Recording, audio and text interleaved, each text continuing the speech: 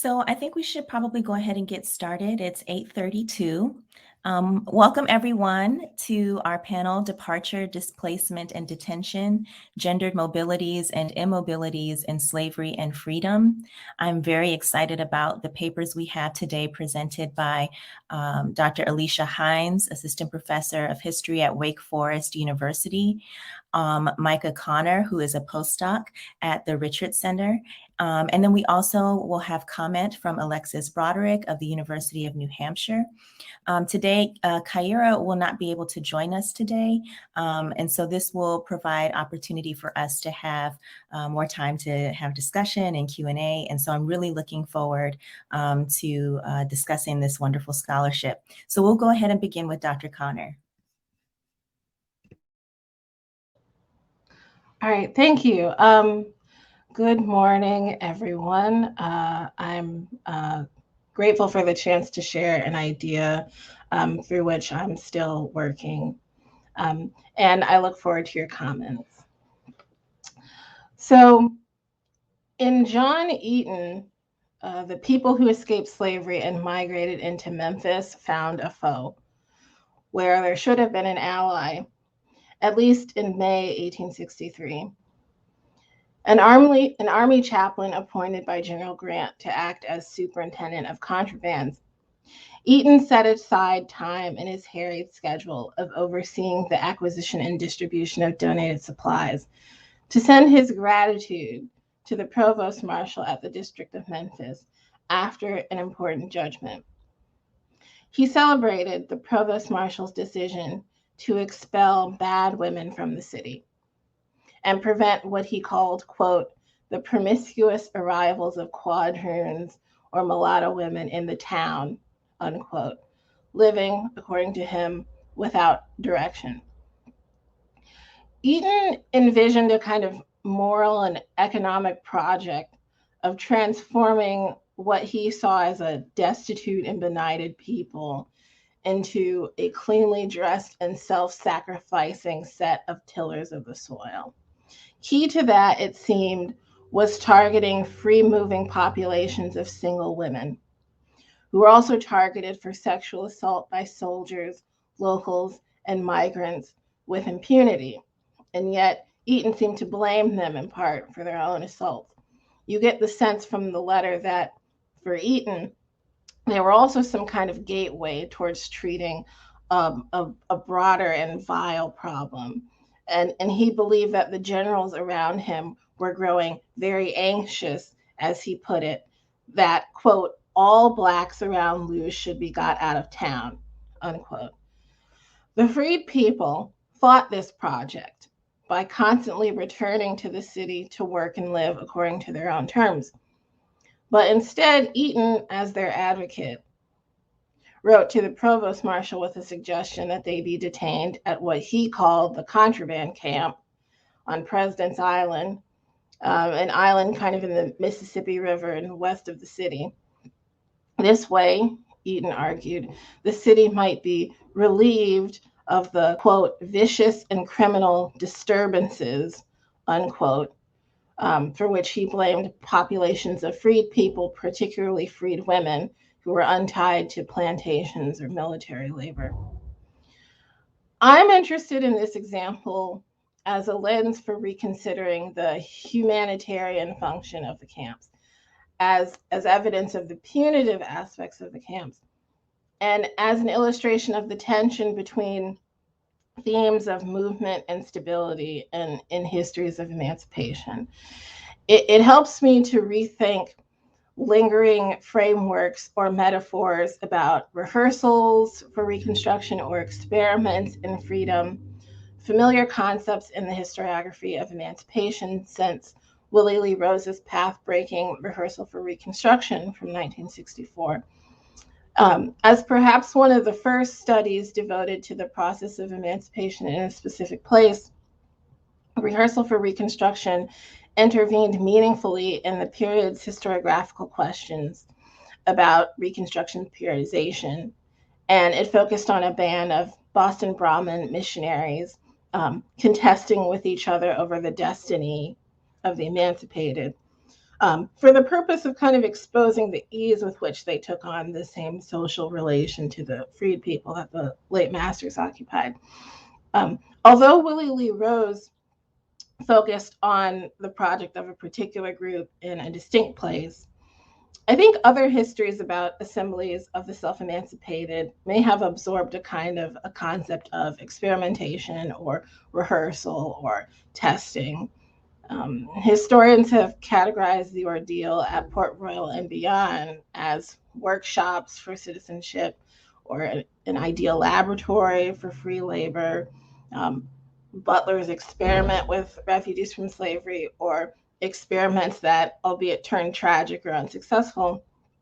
But even qualifying the experiment as unsuccessful nonetheless, I think cannot rescue the framework. It doesn't capture the severity and finality, the one chance character of the ordeal for free people, the permanent losses and injuries inflicted on them by a range of enemies.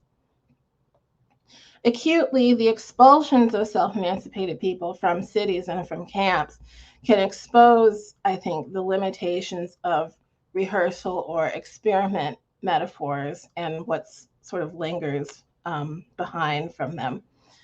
The expulsions can show us instead that the camps were often sites of betrayal, death dealing, and existential struggle, and the freed people's fights for their futures in the face of cupidity, indifference, and contempt.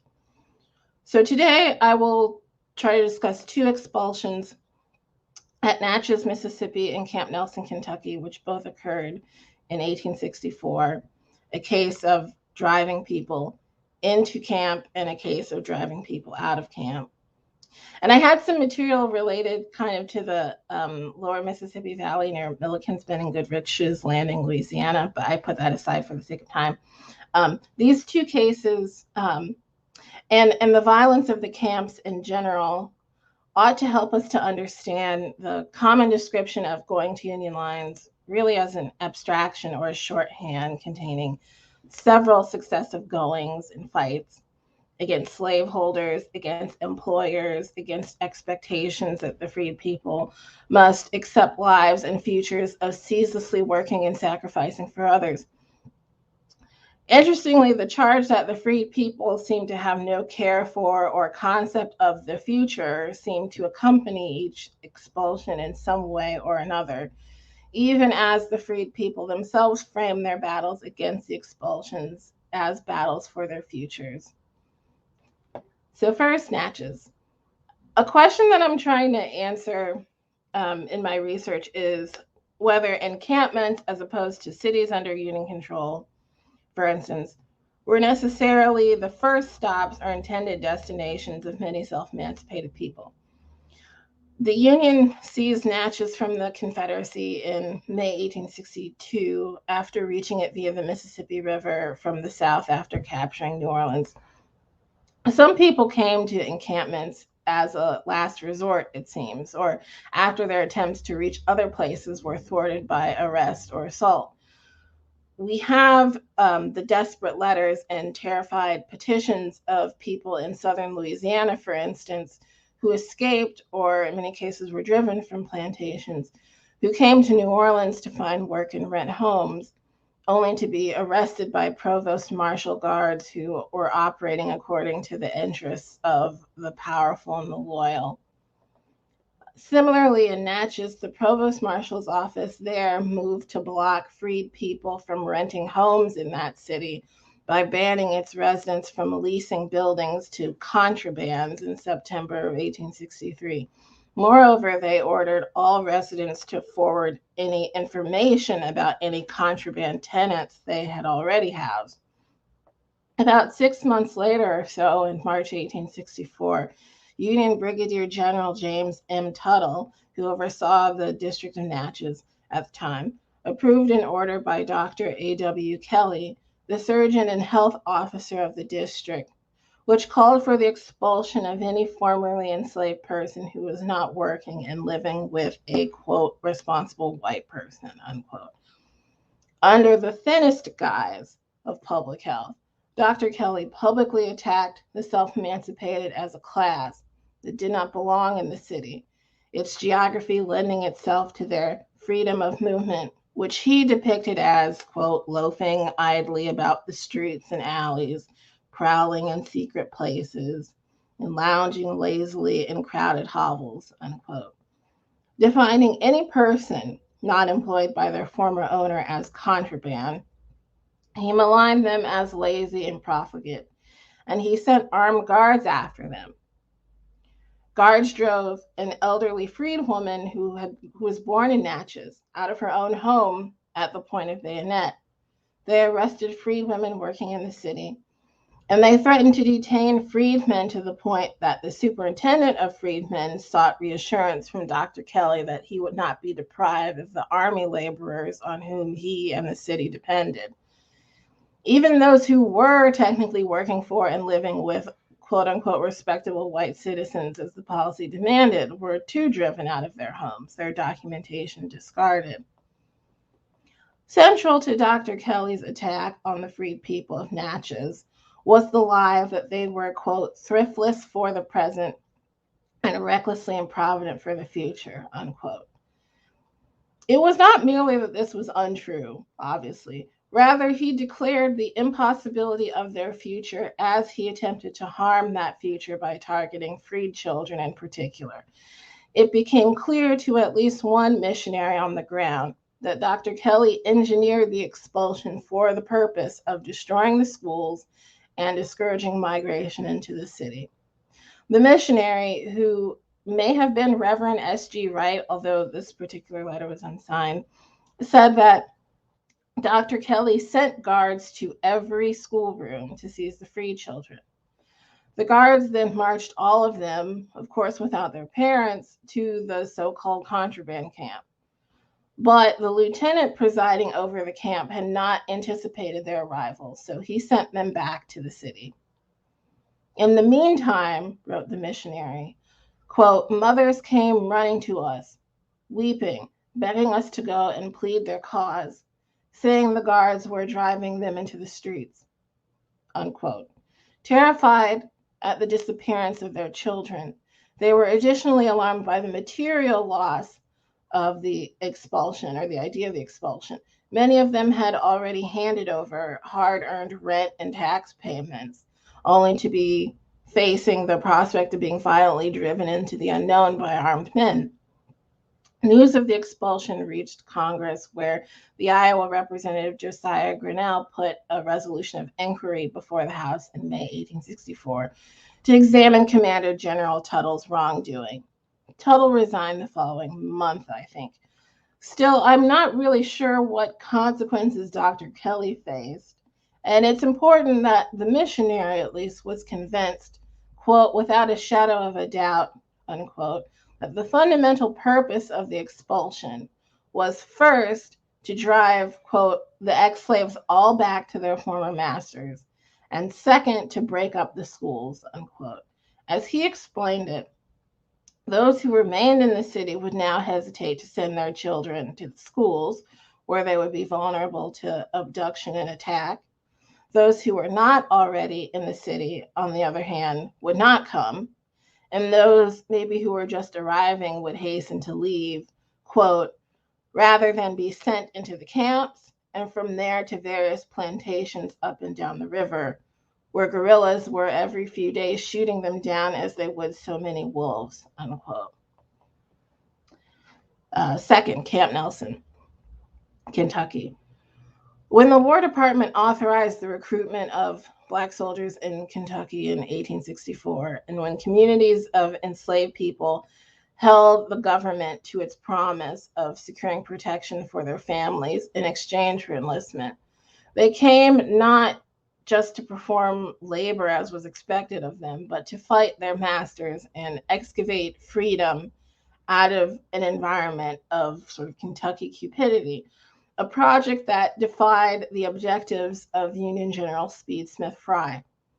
Perhaps the most infamous and fatal expulsion of the two, historians have described the violence against freed women at Camp Nelson as a tragic but incidental consequence of the oft-cited chaos of war. But the violence at Camp Nelson was systemic rather than symptomatic, abuse almost rather than indifference. Camp Nelson was not a blunder, a mishap coinciding with bad weather, um, especially because other expulsions were occurring at least 8 times or so before the last and most infamous expulsion in November of 1864. Several times, General Fry thwarted the freed people's and especially the freed women's attempts to reconstitute their families there. First, he ordered guards to block women, children, and the elderly from entering Camp Nelson on July 5th, 1864. And then the following week, he targeted those already situated within the camp, whose soldiers and military officials were keeping as cleaners and cooks. A third time, on August 9th, he again ordered that freed people within Camp Nelson be expelled with instructions not to return, therefore attempting to sever from them their laboring and enlisted male family members. Over the month of August, he again demanded that freed women be expelled 3 more times.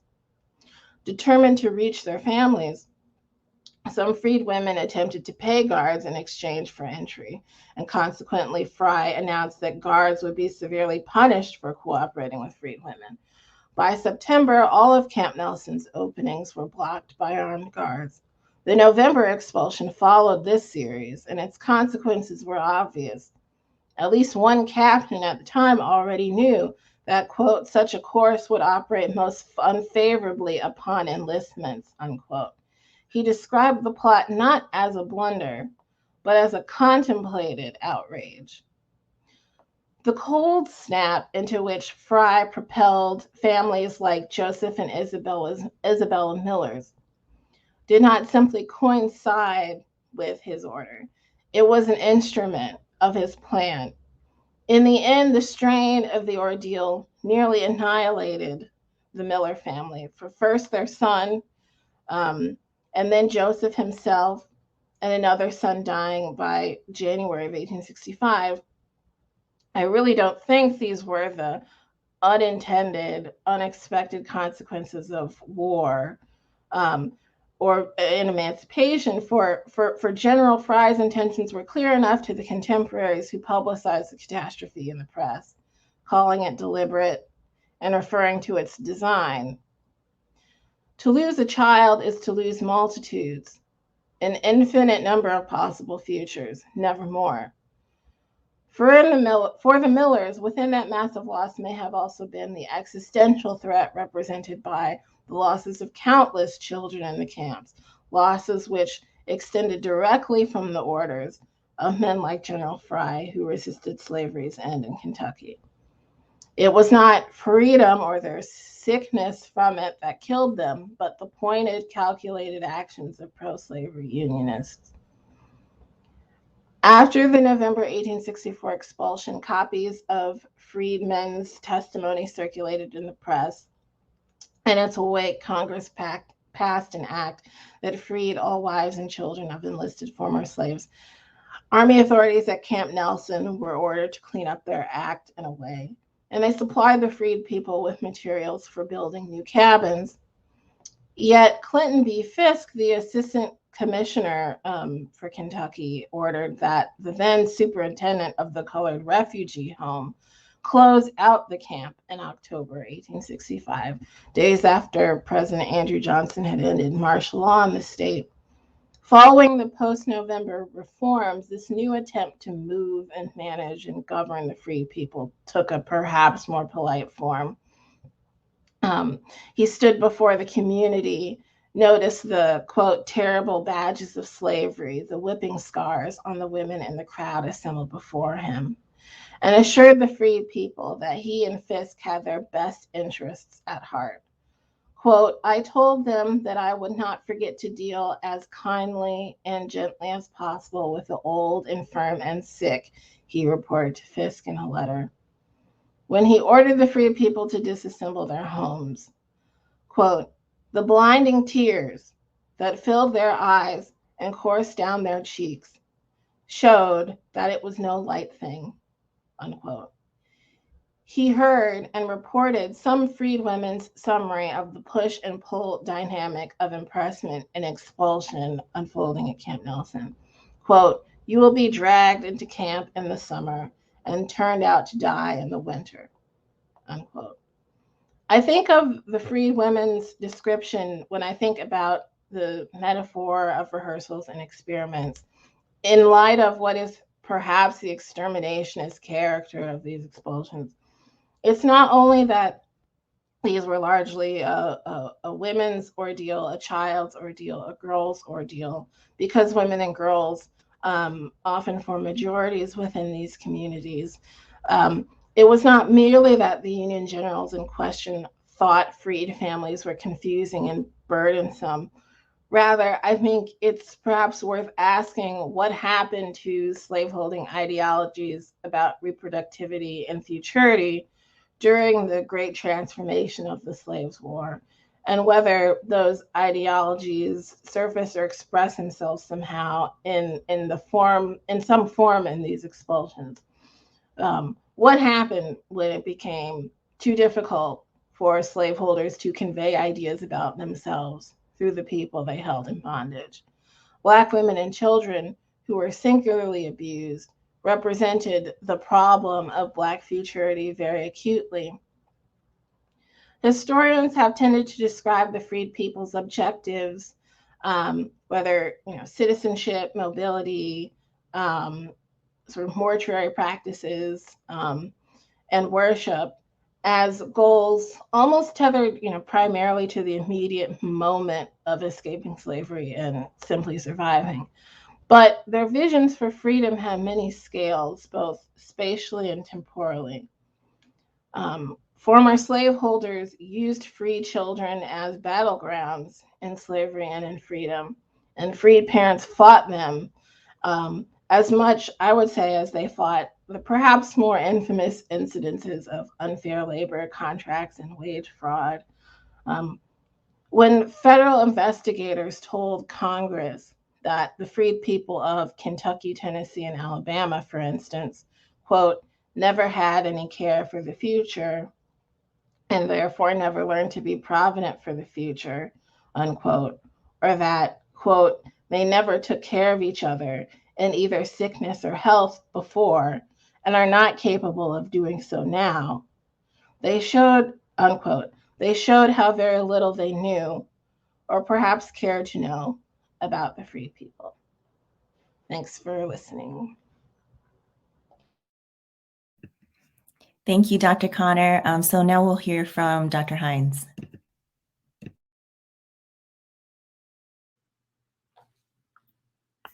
Hello again, everyone.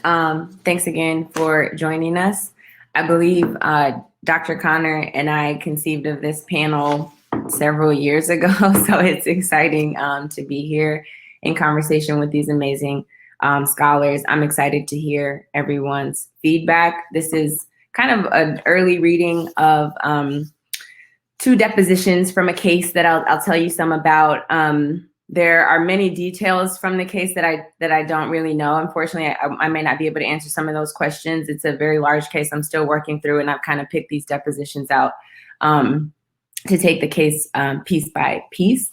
So without further ado, I'll go forward. Thank you. Also, when we proposed the panel, the title for me was kind of up in the air. So the actual title for my paper today is Betwixt the Cabin and the Lower Deck, Black Women's Spatial Authority in the Western Steamboat World. I'm not acquainted with the street names, you know. This is what Martha Paris, a Black steamboat chambermaid, told Thomas Gant, the attorney for the Thomas Fire Insurance Company. Paris had been summoned to their office in St. Louis to be examined by the legal representatives of the opposing parties in an insurance fraud case. Her deposition would be presented during trial at the October 1866 term of the St. Louis court. The plaintiffs, doing business as Marshall and Company, sought a $5,000 payout from the Thomas Fire Insurance Company to cover the damages caused by a recent fire on their steamboat, the Magnolia. A few pieces of evidence suggest that the Magnolia was a luxury passenger steamboat. The Magnolia was valued at $160,000 at the time the policy was drawn up, and that value had slightly depreciated to around $125,000 at the time of the fire. But the Magnolia was still more valuable than most steamboats running the Western rivers. And in addition to Martha Paris, the boat employed 2 other chambermaids, totaling 3 in this position when most 19th century steamboats hired only 1 or 2. The case had been brought to trial because the underwriters refused the claim, arguing that the burning of the said Magnolia was, quote, brought about and effected by the contrivance, acts, and schemes of the said marshalling company for the purpose of defrauding the defendant and forcing her to pay the sum so insured. In this paper, I suggest that although Martha Paris lacked specific knowledge of street names, her deposition, along with that of another chambermaid on the Magnolia named Susan Moore, show that Black steamboat chambermaids made and lived their own geographies of the steamboat world, and that Black women held critical spatial knowledge of slavery-era landscapes beyond Southern plantations, farms, and households. Paris told the attorney that she lived in St. Louis, quote, backwards and forwards, unquote, for 10 years. She might have said backwards and forwards to mean on and off because she frequently traveled for work, or she could have meant here and there to indicate that she didn't have a permanent address. She suggested as much when she told the attorney about a guest she'd recently hosted at a place where she, quote, kept house here a little while, end quote.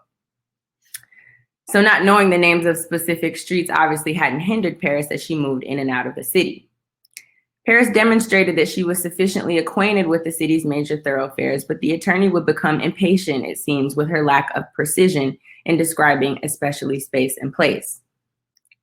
But it seems the attorney's impatience with Paris during her deposition resulted from his ignorance of Black Southern riverscapes as opposed to her lack of knowledge. The attorney surely sought clarity for the record, but evidence in the deposition points also to the fact that Paris and the other chambermaids knew and understood things about the steamboat world that he didn't. If he could have asked anyone else, he probably would have, but Martha Paris and the other chambermaids she hired were indeed the only witnesses who could offer testimony to certain critical aspects of the case. Paris worked on the Magnolia during the fall of 1865. Between the months of September and December, Paris traveled up and down the Mississippi River on the boat. She returned to the boat in the summer of 1866 to work under a new steward named Holmes. Holmes, a white man, acted as the superintendent of the entire boat crew, but Paris had been named head chambermaid. This meant she had the choice of who she hired, and she managed the other chambermaids' work. Susan Moore was from New Orleans, but she'd come up to St. Louis on the steamboat William Arthur, where she'd been working all winter. Somewhere along the riverbank or in one of the Black boarding houses or saloons in the city, Paris hired Moore to work with her on the Magnolia for the summer. It's unlikely that the women were friends or had known of one another before they met in St. Louis. Paris stated that she, quote, knew Moore was from New Orleans, but she'd never seen her since she left the boat, unquote. In Moore's deposition, she refers to Paris at least once as that lady, which further suggests that the two were not otherwise acquainted. What the women did share, however, by virtue of their work, was intimate knowledge of the river world, which included in no small part details of the goings-on of any boat and crew they joined. This was the information the attorneys in the insurance matter had been charged with gleaning from both of these witnesses. The Illinois landing was a landmark Paris could identify by name. She explained to Gant that the Magnolia docked there on a Saturday, followed by a few other boats over the weekend. Soon, all the passengers would disembark and the cargo would be unloaded. Paris instructed the chambermaids to stay on to finish cleaning up. She just told Moore to hurry up so they could leave when she heard a popping sound, like a torchlight, coming from the stateroom. When she opened the door, she saw the room had caught fire. As for what exactly happened in those few moments before the fire or who might have been responsible, the chambermaids claimed ignorance. Paris plainly stated, quote, as for knowing anything about who did it, I don't, unquote. But they didn't need to explicitly place blame to be helpful in the case. The defendant's counsel would raise suspicion by asking primarily about space. The steamboat chambermaids' answers revealed that they oriented themselves to their surroundings differently than other sojourners in the steamboat world. And only by engaging with an alternative narrative of space, a Black narrative of space, could the attorney capture their depiction of the events. Paris explained to the attorney that the fire first broke out in the stateroom, in the nursery. The attorney then asked, these staterooms down in the nursery as you went out had a door entering in the saloon and out on the guard? Yes, Paris replied, one in the saloon and one out on the guard. He asked Susan Moore, at the time of the fire, were you down in the lower deck? No, I was in the recess, she replied. Assuming Moore was confused, Gant asked his witness if she knew which deck was the lower deck, to which she replied in no uncertain terms, the recess is betwixt the cabin and the lower deck. When Susan Moore was asked whether the staterooms had doors, she simply replied, yeah, it had a door, gotta have a door on it. On the day of the fire, Paris had instructed the other chambermaids to finish washing while she folded and ironed. She and Susan Moore wouldn't have been directly next to one another, but they were on the same level of the boat and shouting distance away. Moore explained Paris was hanging out some sheets when she heard her holler from the nursery. When she saw the fire, Moore ran up to the cabin to find the captain and the rest of the crew. By the time the captain made it down from the cabin to the nursery, Paris had nearly put the fire out. According to Susan Moore, the captain immediately tried to pin the blame on them. Quote, he came down and as good as said the chambermaids must have set the boat afire, she explained. But by constituting alternative geographies and alternative ways of knowing and seeing space, chambermaids could exist in the steamboat world not only as subjects of scrutiny and hypersuspicion, but as this case shows, also touch points within a broader network of surveillance in the steamboat world. Who was in the habit of coming through that part of the boat? The attorney asked Susan Moore. Of all the questions posed to the steamboat chambermaids, this question especially illustrates my point. In Moore's answer, she reveals that this section of the boat where the fire occurred was a black space. It was where Black passenger staterooms were kept. There were several berths on both flanks of the boat. She never counted, but she said there were several, and they had, quote, nothing more than bunks, unquote. The saloon on that level would have been where Black passengers had their meals and entertained themselves, and it was also where the Black chambermaids did the washing for the boat. There, the presence of white people was unusual. As the chambermaids educated the attorneys on the Black geographies of the steamboat world, they established a framework for interpreting their perception of the events. So who was, in fact, in the habit of moving through that part of the boat? In addition to other Black passengers when the boat was out and the Black chambermaids, it seems only other Black crew members frequented the level of the boat between the lower deck and the main cabin. Martha Paris explained, the boys, any of the crew that wanted anything, that came for a towel or anything, if they couldn't see us, they would run around every room on the boat for us. But both women make it clear that white people rarely cross the invisible and inescapable divide between white and Black space on the boat. On the day of the fire, Susan Moore said that Holmes, the white steward, was acting funny. What's that white man slipping about here for? Moore asked Paris that day. When Martha Paris recalled this event, in her deposition, she stated that on that day, Moore had asked her, what's he dodging around here for? Referring specifically to Holmes, the white steward. Well, I reckon to see whether you're attending to your work, Martha Paris replied. It isn't clear how much weight the court placed on the chambermaid's suggestions that the white steward had moved suspiciously through the boat on the day of the fire. But the line of questioning and the details and facts of the case provided by the chambermaids in response offer us a rare opportunity to both identify and reconstitute alternative Black geographies in the archive, and also to observe Black spatial knowledge at play in white people's contests to mete out justice among themselves. Critical theorist Catherine McKittrick suggested if we consider geography as space, place, and location in their physical materiality and imaginative configurations, it will allow us to engage with the narrative that locates and draws on Black histories and Black subjects in order to make visible social lives which are often displaced or rendered ungeographic.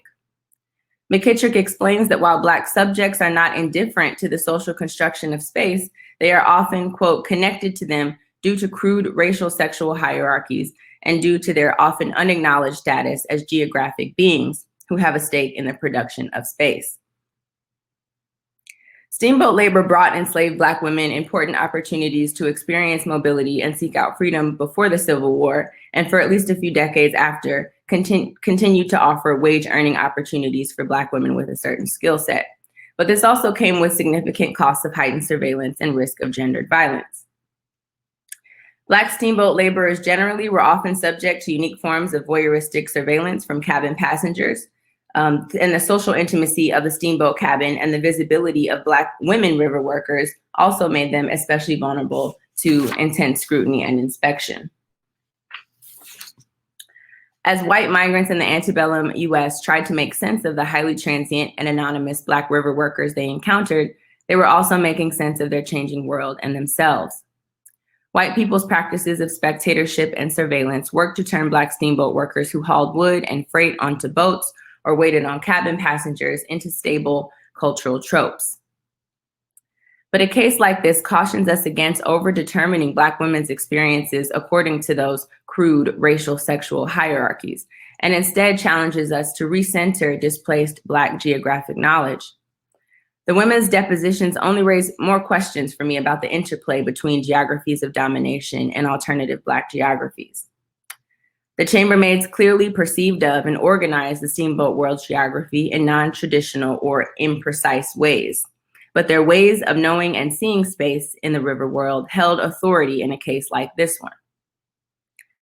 McKittrick asked, what do Black women's geographies make possible if they are not conceptualized as simply subordinate or buried or lost, but rather indicative of an unresolved story? With this case, I hope I've shown that the story of Black steamboat chambermaids and the Black geographies they made and lived in the Mississippi River steamboat world remains an unresolved story. When Moore was asked to recall where exactly she'd landed in St. Louis, she couldn't remember the names of the streets either. I can't tell at the foot of what because I'm not acquainted with St. Louis, she explained.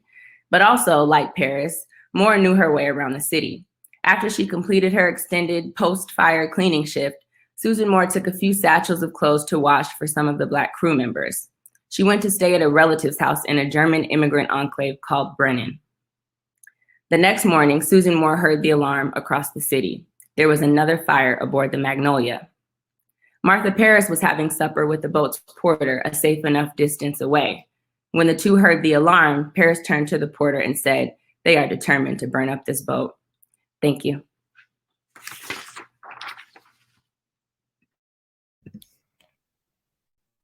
All right, so we'll have comment from Dr. Broderick, and then I will follow up with the final comment.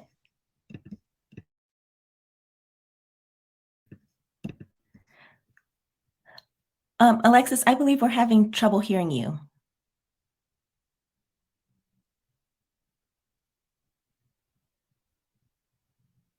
Huh.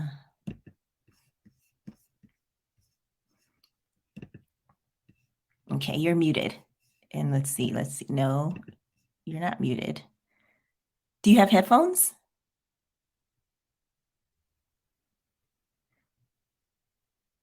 Okay, yesterday someone said headphones helped with sound.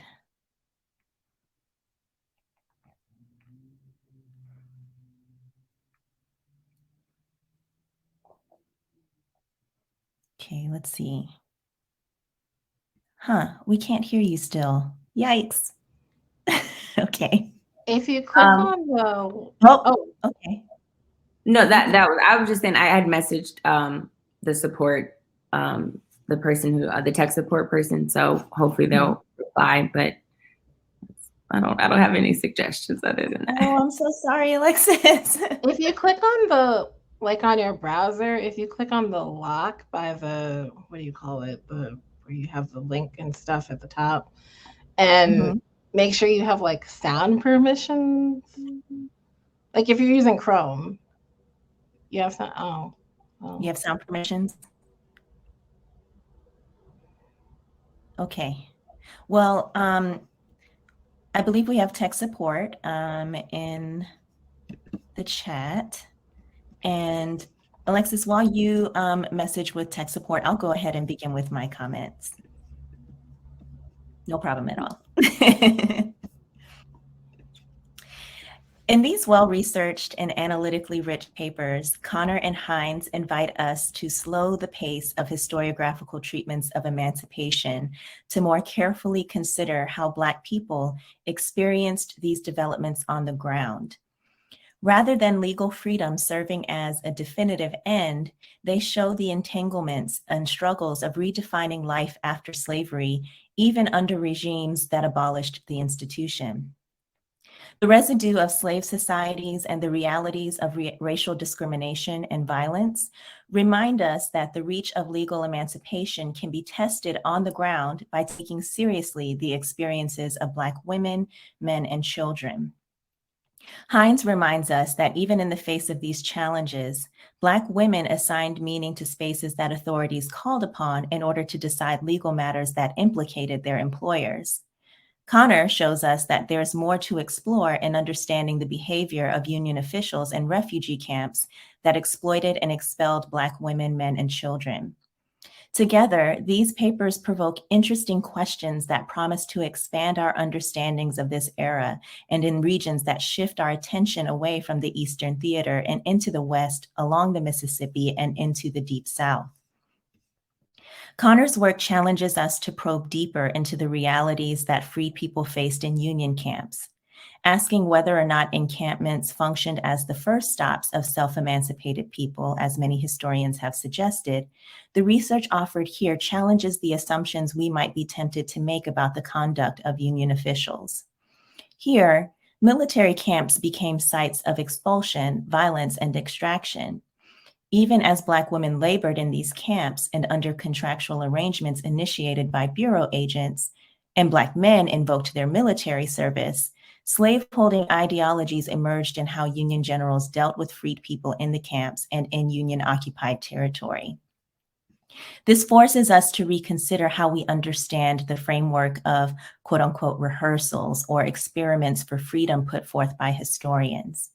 In Connor's work, rehearsals, while intellectually productive in inviting us to reconsider the chronology of Reconstruction, doesn't quite capture, quote, the one chance character of the ordeal of freed people, the permanent losses and injuries inflicted on them by a range of enemies, end quote, as beautifully stated by Connor. To introduce this work, the paper begins with Memphis. By 1862, the provost marshals of Nashville and Memphis began to identify the rise in sexually transmitted diseases among soldiers and the growth of the prostitution economy. Military officials procured a ship from the government to have mostly white prostitutes removed to Louisville, Kentucky. According to news outlets in Tennessee, Black women took advantage of their absence with the proliferation of their own sex and leisure economies. Connor's work begins with Memphis and John Eaton's, quote, moral and economic project of transforming a destitute and benighted people into cleanly dressed and self-sacrificing tillers of the soil, end quote. How do Black women engaged in illicit and leisure economies frustrate these efforts? Prostitution became a challenge, such a challenge that Union officials legalized prostitution in Tennessee. When Eaton expressed his desires to be relieved of the quote unquote vicious and criminal disturbances, how much of this was rooted in anxieties about the sexuality of freed women and men? Perhaps this might also contextualize the relationship between expulsion and Black futurity in camps, as well as Union-occupied cities. Futurity, the body, and the moralizing demands of policing freed people were rooted in sexual anxieties.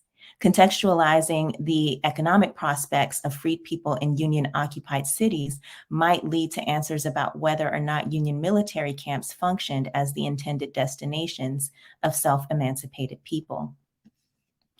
Throughout the paper, Connor strikingly maps out the range of incidents where Black women and children were inexplicably expelled from camps and surveyed in their efforts to carve out life as freed people.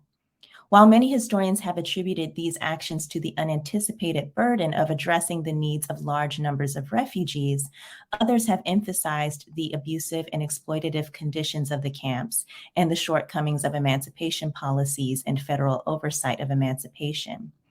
Connor directly addresses the hostile posture of Union officials by citing the, quote, exterminationist character of these expulsions, end quote. The intellectual instincts to probe deeper into the behavior of these officials and see these developments as a way that they grapple with Black futurity brilliantly bears light on the unfinished debates about colonization. It was not uncommon to hear Republicans, most notably President Abraham Lincoln, advocating for the removal of Black people from the United States. This long-standing political debate about Black futurity and removal linked to Connor's thesis about expulsion. Did the desire to be rid of Black people completely disappear once Lincoln issued the Emancipation Proclamation? Law, sentiment, and reality are tricky to uncover for the historian tackling this era. But I think Connor's work critically and effectively captures the continuities of anti-Black feelings among Unionists by centering sources that capture the hostility of these officials to show the persistence of long-held beliefs that freed populations of Black people held no place in a white republic. The voices of freed people emerge in accounts from Joseph Miller, who reminds us in a guard of his military service, and the freed woman who warns that, quote, "you will be dragged into camp in the summer and turned out to die in the winter," end quote. I think there are opportunities, which you've likely done in the broader project, to bring more of these voices into your analysis to show a dynamic in which freed people use this moment to build upon their politics, and that their assertion of these politics appeared at odds with how Unionists treated them. This research aptly revisits what we think we know about life in the camps and Union liberal politics during the war. The paper Hines presented also invites us to reconsider what life looked like immediately following emancipation. Traveling down the Mississippi, Black chambermaids encountered multiple stops along the way and likely witnessed a changing landscape, much of which showed signs of the ravages of war, and stops with evidence of resuming commerce, and migrants traveling from other parts of the region in search for work. Hines presents a case to us in which a steamboat company sought recovery of damages from a fire. In order to decide the outcome of the case, the testimony of Black women and their particular narrative of the spaces that defined life and work on the vessels that traveled on these waterways became crucial to understanding the inner workings of the steamboat world. Hines shows us that Martha Paris and Susan Moore became, in her words, quote, "touch points within a broader network of surveillance in the steamboat world," end quote. Even as labor relegated them to specific power dynamics involved with working as chambermaids on these vessels, Paris and Moore understood these distinctions and disclosed their own account of what happened on the Magnolia. Based upon Moore's testimony, the fire occurred in a space reserved for Black lodging in bunks and congregating in the saloon. I'm interested to hear more about the invisibility of the recess and what goes on in that part of the boat. Take us to the saloon on the lower levels. Did these women find moments of respite, or were their lives shaped by constant toil? How did emancipation shape the conditions of work, and more specifically, opportunities for mobility that informed what they saw, heard, and understood? Here I'm thinking of Tara Hunter's work To Joy My Freedom, and how Black women, even as they labored in jobs under racialized conditions, carved out moments of pleasure, socializing, and built networks across urban spaces. In her work, Black washerwomen organized protests, and Black women patrons of streetcars boycotted companies that insulted their dignity and relegated them to humiliating conditions. Hunter offers, quote, "white employers certainly had the power to confine Black women to domestic work, but not the unilateral power to determine how and under what conditions that labor would be organized and performed," end quote. What did it mean for Paris to possess the, quote, "choice of who she hired," end quote, as a chambermaid? And what did this tell us about the way Susan and Martha refer to one another in distant terms and the complexity of Black social worlds? Steamboat enterprises such as Marshall and Company benefited from the expanded labor pool, a result of the Emancipation era. What is the history of these steamboat companies? Were they companies created during the war, or did they have antebellum histories of employing the labor of free or enslaved Black women and men? Were these vessels designed with racialized spaces in mind? Your work points us to Black women's epistemologies of these spaces. What are the origins of this knowledge production more specifically? What were the practices of world making among Black laborers in the steamboat world? I'm also interested in the relationship between labor and the efforts of women like Martha to define these spaces on her terms, not only on the boat, but beyond the vessel as they navigated the dynamics of life and labor in various cities and towns along the way. What was life like for a Black woman making multiple stops along the Mississippi during the post-emancipation era? It seems as though there are both intimate and public dimensions of space that these women discovered and defined. Lastly, what are the geographical connections that both of you hope to make in your work? I've mentioned the possibilities for understanding the range of experiences Black chambermaids bring to spaces along the Mississippi in Hines's work. And similarly, speaking to Connor's work, what are the analytical nodes that tie your study of Memphis, Natchez, Goodrich's Landing, and Camp Nelson? This new research on Black people's relationship to space and the manner in which they interpreted their experiences in these places promises to yield fresh insights into Emancipation era scholarship. The work on this panel compellingly explains the continuity of anti-Black liberal politics, the economic realities of freedom, and the ways that Black people offered a different epistemological lens to understand this historical moment. For many of them, life in the post-emancipation United States still remained tenuous.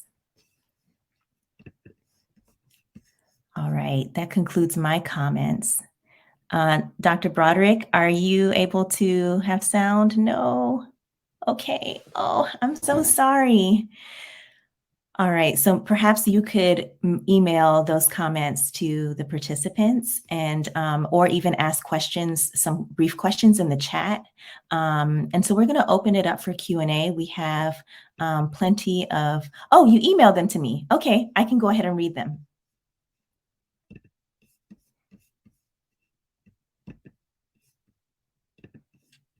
Okay, which email did you send it to?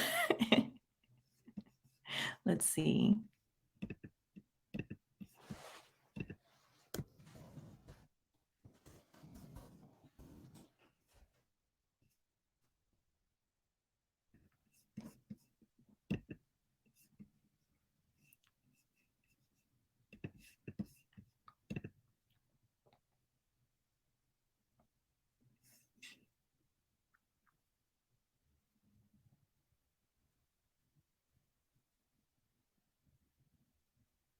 Okay, and we'll wait to receive those.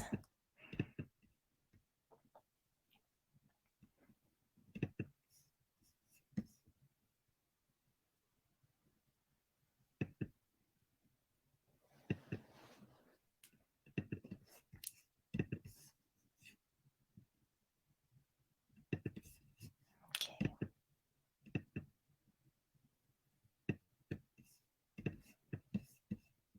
All right, here they are.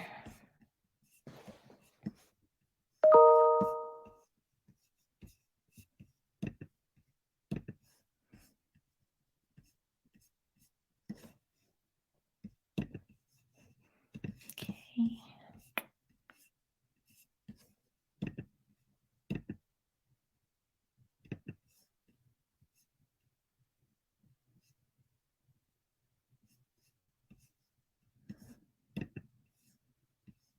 Okay.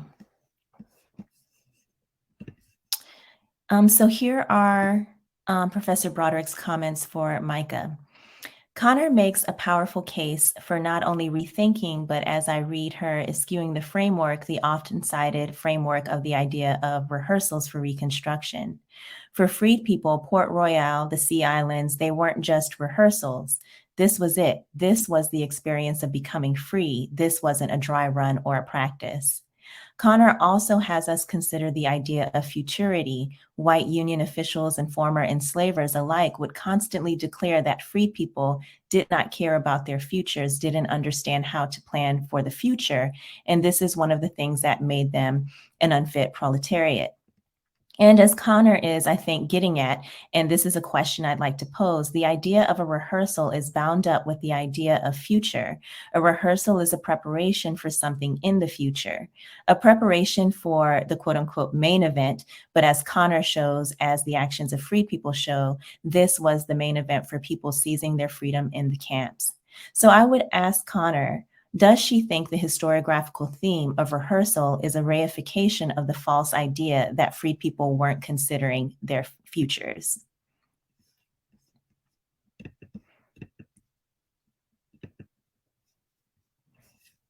And then I'll go ahead and allow, oh, here, here's Alisha's comments. Okay. Alisha Hines's paper offers a fascinating window into the Black geographies of the Western River world.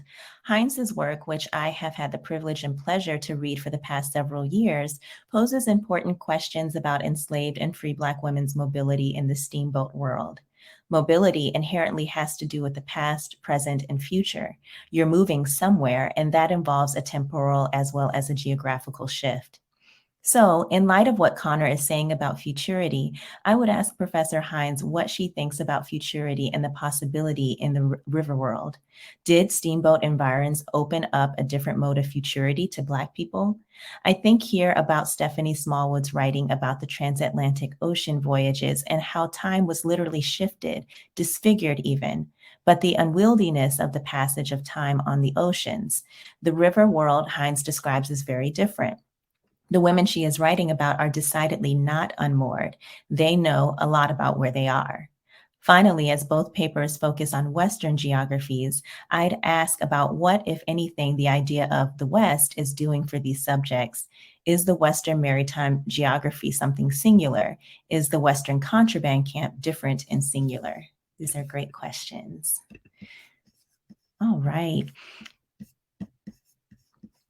And so I just wanted to give Mycah and Alisha time to respond a little bit to the comment and maybe even just fill in some gaps. Many of our questions might have already been answered in sort of the broader form of your project. And so we'd love to hear from you, just generally your response to these comments, and then I'll go ahead and get questions pulled from the Q&A.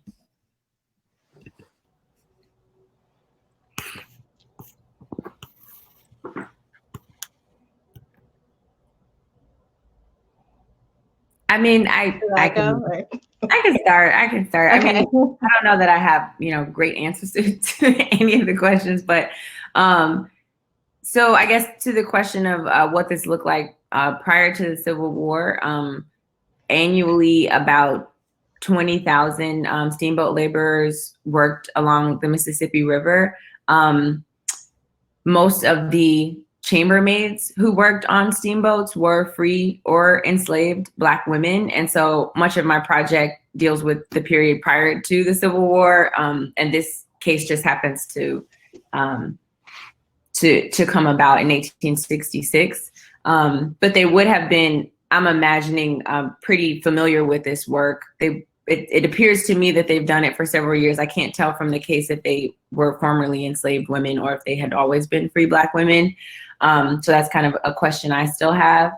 To the question about the temporality, I do struggle with this, again, non-answer, but I do struggle with the kind of timelessness of my project. Sometimes I think I get into trying to describe the dynamics and, these different kind of ways of interpreting how they move through space. And it can kind of appear that, it's kind of the same. There's this continuity, which I do think there is some continuity. And I'm still kind of working through how to exactly make that argument. But what I do think is changing is the landscape of slavery and freedom more generally, which is what I'm interested in thinking a lot more about, because as these free and enslaved Black women are moving through the river valley, the literal, boundary line, the geographic line between slave territory and free territory is changing, right? Like as new territories are organized, different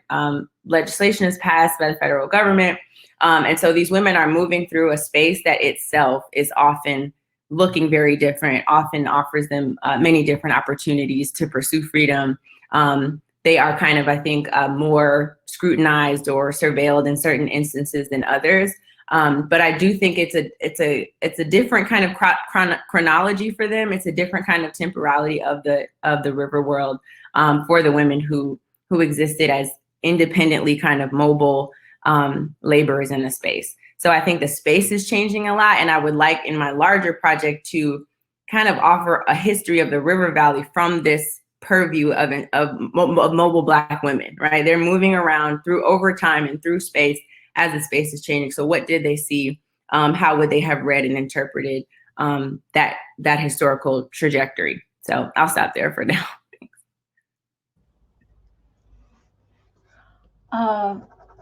Thank you so much for these comments and these questions. I'm just sort of looking at my notes over here.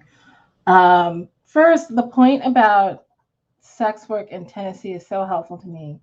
I had a bit of a silence on Memphis in my dissertation that I'm working on now for the manuscript. And so thank you so much for the context that you provided.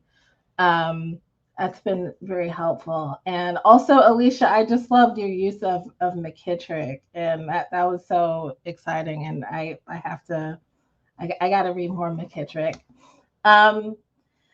And to the point about, okay, so I'm really interested in the question of, do I think that the sort of lingering rehearsal framework is a kind of reification of free people not having a sort of concept of the future, or historians thinking that free people didn't have a concept of the future. I noticed in some of the newer work, and maybe maybe this isn't intentional, but sometimes you will find people have there'll be the comment of they didn't know what was going to happen. They didn't know how the war was going to turn out. They didn't know that the camps were going to be bad. They didn't know where they were going. I don't want to be messy. I don't know who's here, but there's something about, sometimes you'll find something about, scrambling onto, and, nobody knows technically what's going to happen, but people did know that they were, enemies of the Confederate state. They, as, rebelling slaves who were bringing information to the enemy. In many cases, they did know about the horrors of slavery, and they were trying to get away from that. Like, there are things they did know. So I think on some level, yeah, there is kind of, at least I've always been kind of confused about that theme of they didn't know where they were going. They didn't know they were just taking a sort of leap of blind faith. But like, aren't we, I guess all of us are then, by living our daily lives. We don't know what's happening. But we do know, we're acting according to what we do know. So I don't know, maybe that's something that I'm still thinking about. And as for the West, that's something that I care a lot about too, is if it's singular. I mean, to me, sometimes it feels like it was, but there's such a challenge in talking about and sort of defending that point. I do think there's a volatility to the West with the ways that the Union and Confederate armies were moving there, and the fickleness of Union lines in the West. And I think that there's something to be said about I don't want to say the difference of the characters there, but it's not just sort of New Englanders or transplanted New Englanders that the freed people are contending with, but it's also these like free soil types. It's the small holding slaveholders. It's the massive planters. It's all forms of migrating and non-slaveholding white locals who are also refugees, but there's a kind of violence that Black refugees experience at the hand of white refugees. And that's not to say that doesn't happen in the Eastern theater. It just seems especially pronounced in the sort of Western and Trans-Mississippi theaters, although that's something I'm still trying to understand. Also, I think in my interest in the West, I'm kind of following the cue of, how in, the way we teach about the coming of the war and the expansion of slavery It's useful thinking about, you know, the West as, or the Old West, I guess, is central not only just to the coming of the war with, you know, the Missouri Compromise and everything up, you know, from that to the, you know, Kansas, Nebraska stuff and everything, the expansion of slavery west, to think of the West too as a site, to follow that through, to think of the West as a site for a sort of starting point for the war to end slavery. You know, you have Fort Monroe in May of 61, but you also have, you know, St. Louis and Fremont and his general emancipation order that gets countermanded by Lincoln, but still, and the actions of, you know, like James Henry Lane and, you know, the Kansas Black troops who are seeing action as early as 1862. So there's kind of maybe a time intervention there too, where you can think of the war to end slavery as sort of having a beginning point in the West, as well as the sort of more familiar Eastern cases taken to be the sort of nexus of freedom. But this is also helpful. This is also helpful to me. Thank you so much.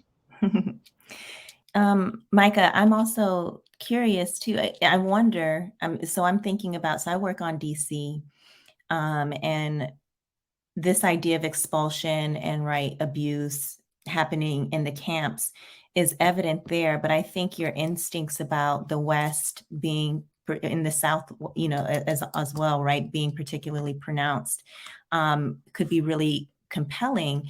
And I wonder in DC, when women are expelled from camps, there's also like a big Black community, right, of free Black folks who have been free for a few years now prior to the war. And there are these institutions like churches that are organizing to provide relief, right? And so it kind of counters some of what we are seeing in the camps as well, right? And so if the camps don't work out, right, there are other resources in the city.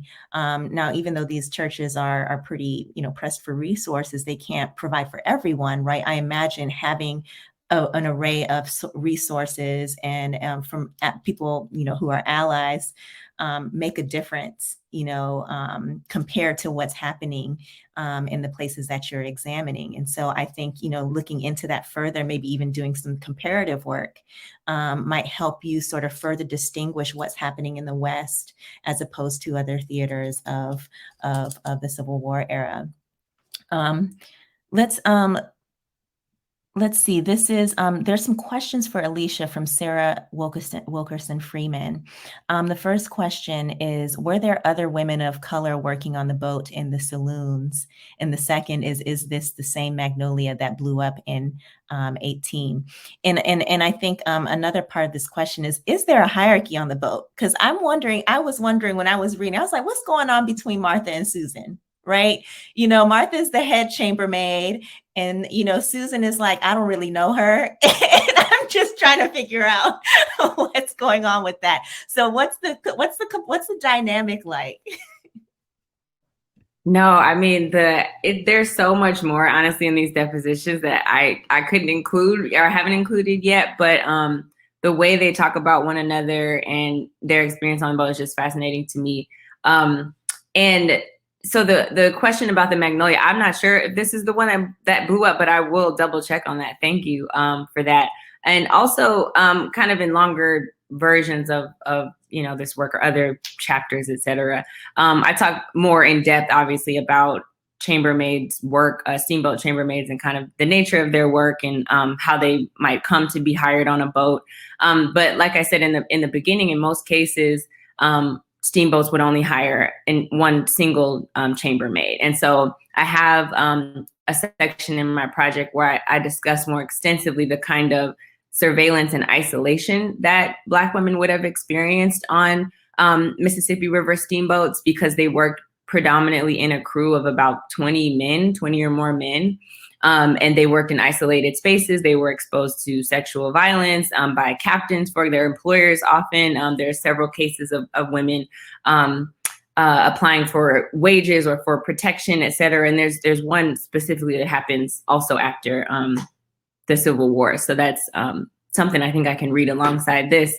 And I don't know if that totally gets at all the questions that you asked, but the two women, from what I can understand, they both were seasoned kind of veteran chambermaids, and they encountered each other in St. Louis. I think Martha Paris had worked for this boat or this captain perhaps for several trips, several months. And so she had kind of been elevated to this position, perhaps by her experience as the head chambermaid. And so she did hire Susan Moore and another chambermaid who's not deposed in the case. And I'm not sure why, but I'm still looking through the case to figure that out.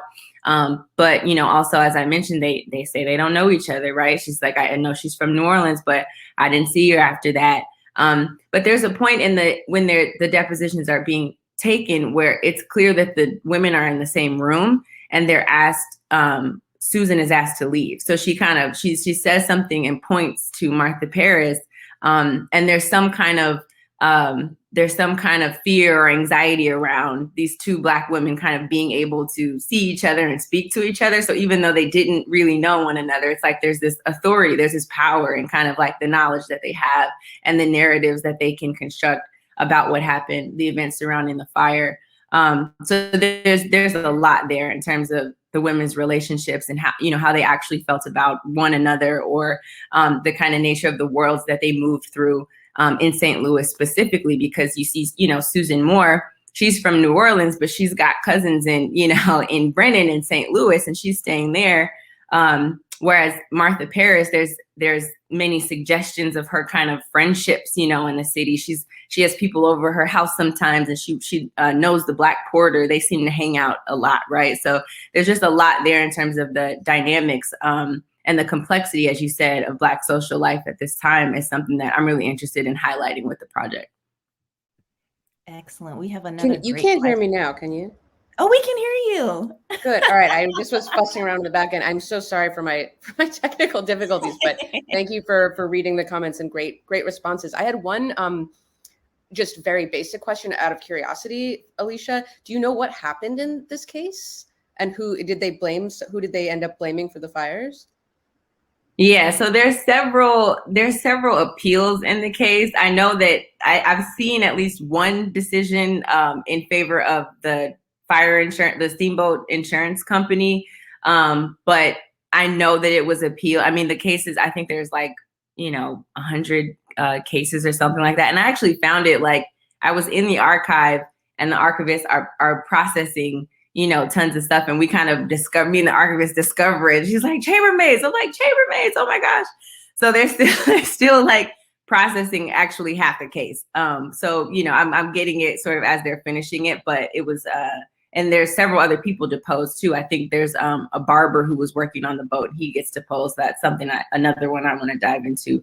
But yeah, there's a ton there. So yeah. Great. We have a wonderful question from Dr. Varon. Superb papers. Mycah, you referred to the sick from freedom trope. Can you say more about that? And then for Alisha, what might a focus on steamboat laborers reveal about the Maritime Underground Railroad? Ooh, these are good. So we'll go let Mycah start. Thank you so much for that question. I guess one way to answer that is I just think that within that trope, something that gets lost is, it's not, sick from freedom. It's sick from, being, targeted either through neglect or, through perhaps more active forms of violence by pro-slavery unionists. And it's not a sick from freedom, but maybe a sick from because we know from, Philip Glump's wonderful work that the freed people themselves were persecuted unionists. And so you're sick from sort of that, attack, that being targeted by, you're sick from, I guess, the war over unionism. For lack of it's something that I'm still thinking through. That's sort of what I'm getting at as in my critique of the, sick from freedom trope. I think that it hides a lot. But I don't want to drone on for too much about that. But that's sort of where I'm coming from with that. And Alisha.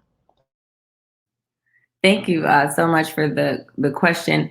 I think I understand what you're getting at. And so for me, the comparison that I've made in the past, or how I've kind of used that historiographical thread kind of in my work is by applying this kind of gendered analysis. So whether you're talking about Frederick Douglass or Moses Grandier, anyone who kind of traveled in the waterways throughout the country at the time before the Civil War to escape to freedom, earn wages, etc. I think most of the historiography highlights that waterways gave men particular access to freedom, liberation, independence, right? Whether you're talking about Black seamen, the kind of citizenship papers or the kind of, mobility, independent mobility that they had, which I think is a larger historiographical problem, I think, or just kind of a trope that's kind of really deeply rooted, this idea that women didn't move around. And so I kind of use that as a framework to help me think about what mobility in the Mississippi and the River Valley offered to Black women. And sometimes, what I find is that they do escape to freedom and sometimes they don't. And sometimes they, return to Missouri or to New Orleans to live, even if they have traveled to Illinois or elsewhere on a steamboat. And in many cases, they're able to sue for their freedom based on the fact that they did travel to free territory. But sometimes they don't, right? So I think for me, I'm trying to build a new kind of a new set of tenets or language to understand, these women's choices. And what independence and liberty and mobility meant to and for them, especially when moving through these kinds of spaces, expose them to gendered violence. They had gendered pathways to freedom kind of through this labor. So I think it's a lot of, there are a lot of similarities, but there are a lot of differences. But it is very helpful to think about, as you mentioned, the kind of maritime underground railroad to consider and interpret their movement and its meaning to them. Mycah, I have a question for you about colonization. And so when I was reading your paper, I was like, boom, there it is, right? A lot of us historians, when we think about the emancipation moment, we think about what's happening in the Union camps. So much of how we think about emancipation is as this kind of definitive end. These laws have been passed by Republicans. Now you just kind of have to accept Black freedom. But I think that what you're showing us is that, people don't just accept Black freedom. And even if they accept the fact that they're legally free, what does it look like to treat them with dignity? And so I kept thinking, this feels like the continuities of colonization, right? That there's this kind of anti-Black liberal union politics that, helps us understand this hostility. And so are you making these connections in the broader frame of your work? Yeah, thank you so much for that point. Certainly, I just find colonization, I don't know, I've just kind of been interested in that for longer than I guess I should be. But I guess I was coming in the original version that I sent you guys, I was coming at colonization from the point of recognizing the logics of it in the impulse to govern or foreclose on the futures or the ideas of the future of Black Americans in the US. But you can also think about I don't know, the logics of colonization and the kind of containment strategies.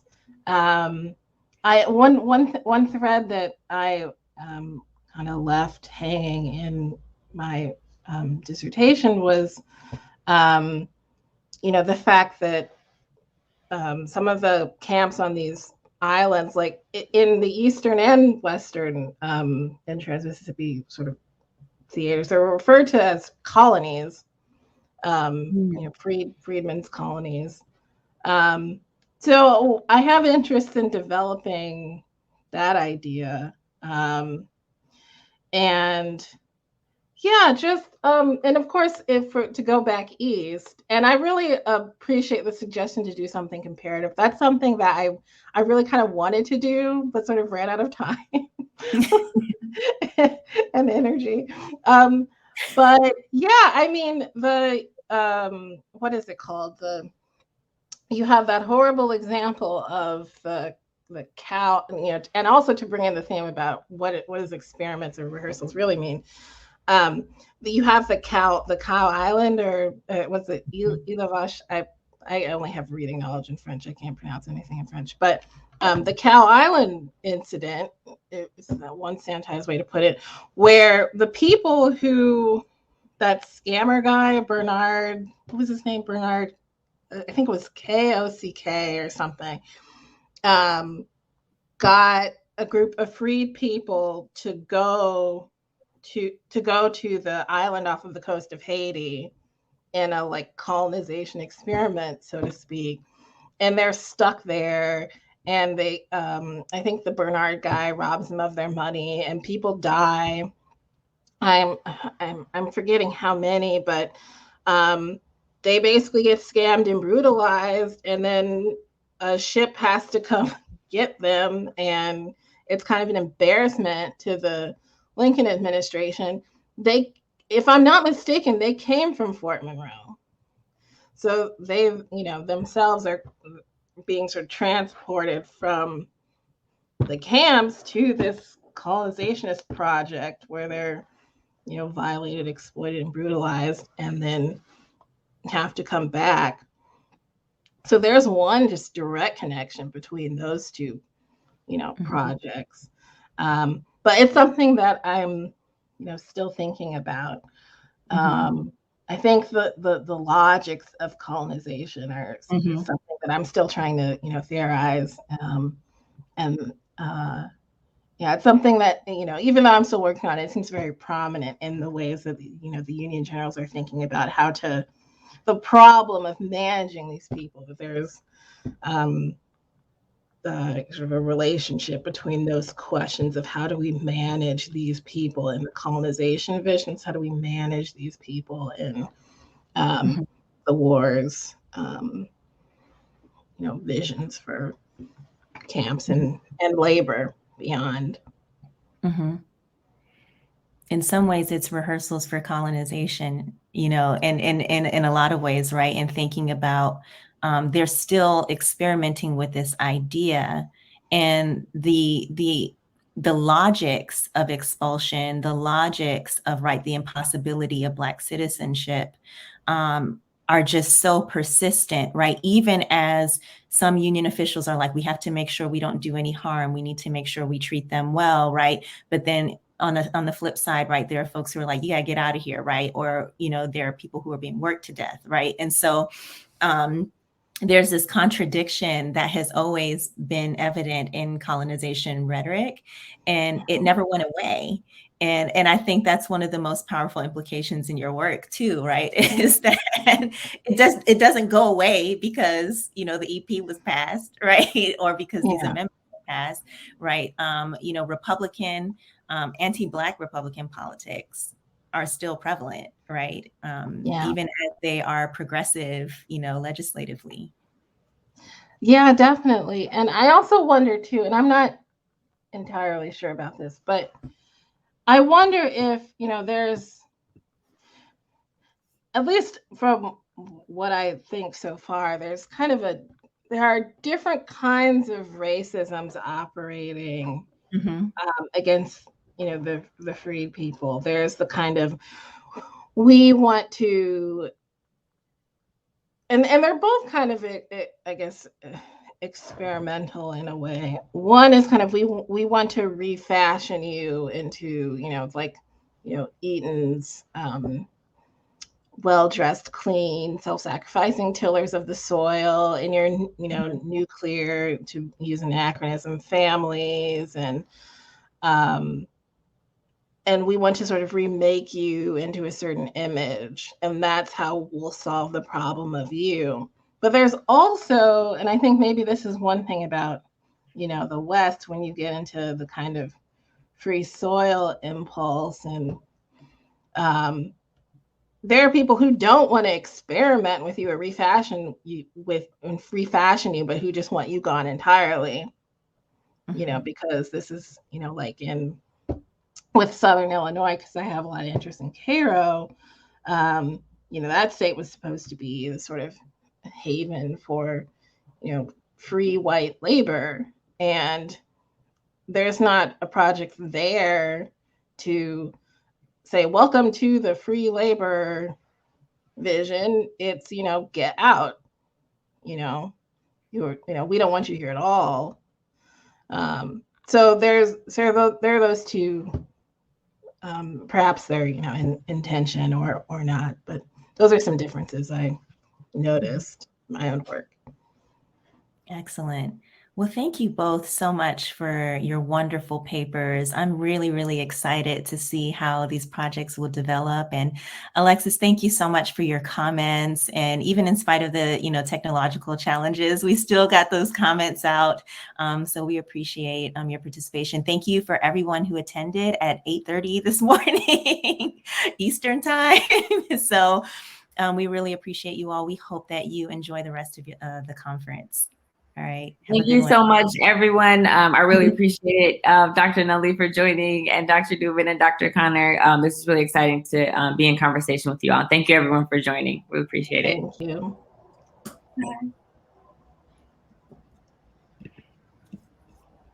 See, we're getting some love on the chat.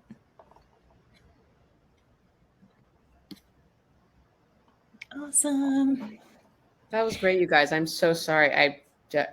But we figured it out, and you guys did great. We figured it out, right? Worked it out. We've been working it out for several months now. We've been working it out. For sure. I had handwritten my comments, so I was just like quickly typing them as quickly as I could. But thank you so much, Tamika, for reading them so well. And really, really great papers. I think they fit together so well and so long in the making. I know, they made more than I even anticipated. I mean, Right? they fit together perfectly. This was great. And I'm taking So great. successive goings, Mycah. I'm taking that. You're great too. This is wonderful work. I can email, if you want the comments, I can email them to you. Yes, Sure. please. Absolutely. Okay, great. Thank you. Thanks so much. Okay, talk to you guys soon. Great. Bye. Bye. All Great right, to meet you. How do I leave this? Okay, leave.